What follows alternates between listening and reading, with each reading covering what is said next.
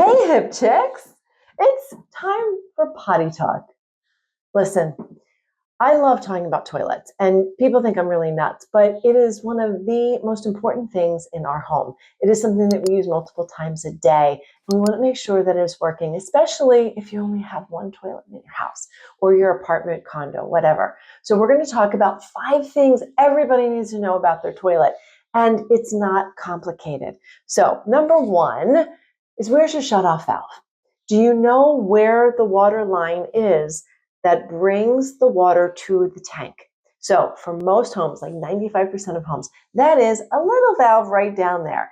It is a handle on the wall. The copper pipe comes out and there's a valve. You want to make sure that the valve can be turned. So I suggest that at least once a year you turn the toilet valve off and then turn it back on to make sure that it has not gotten so rusted into place with mineral deposits that in an emergency you can't turn it. Next up is understanding leaks. When a toilet leaks, there could be 2 reasons. It could be that it is a supply line leak or it is a drain leak. So if it's a supply line leak, we're talking about clean water coming into the toilet, and that's not as big of a problem. But if we're talking about a drain leak, we have dirty water, and dirty water can be classified in 1, 2, or 3 levels based on how much contaminants are in that water. Next up, let's talk about bleach tabs in the tanks. No thanks. The bleach tabs that we used to drop into our toilets are not good to be using. The bleach will break down the plastic components inside your tank, and then you're setting yourself up for more issues and repair problems. So skip those bleach tabs.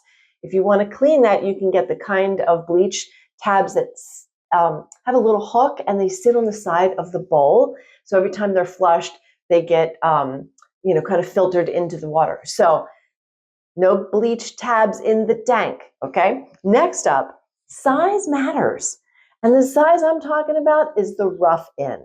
The rough in is the distance between the center of the drain in the floor to the back of your wall.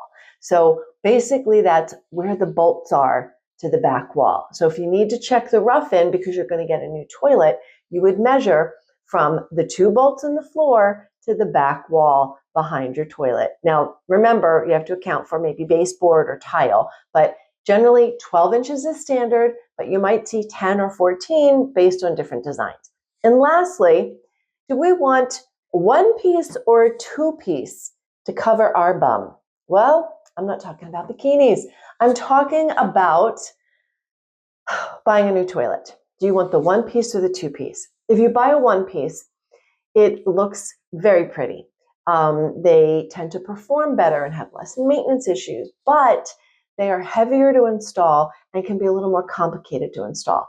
So, not to mention more expensive. For average folks, stick with the 2-part toilet. It's easier to get in and out, and it's classic. So I hope these little toilet tips were helpful, but hey, I have a deal for you. May 21st, I'm going to be offering Toilet Trouble. It is a Zoom class all about toilets. We're going to talk about leaks, clogs, to caulk or not to caulk your toilet. Is the toilet running? How do you fix those inside parts? And we're also going to talk about replacing your toilet. So folks, if you have toilet issues, if you are ready to step up your game, again, one of the most important things in our house, right, is our toilet. Join me May 21st over Zoom. You can click the link below. It's $36. A portion of the proceeds goes to a local domestic violence shelter program for women. And it's all about empowering you to be smart homeowners. And I've got some really big news coming. I'll be sharing that next week. So thanks for tuning in. Bye. I gotta go.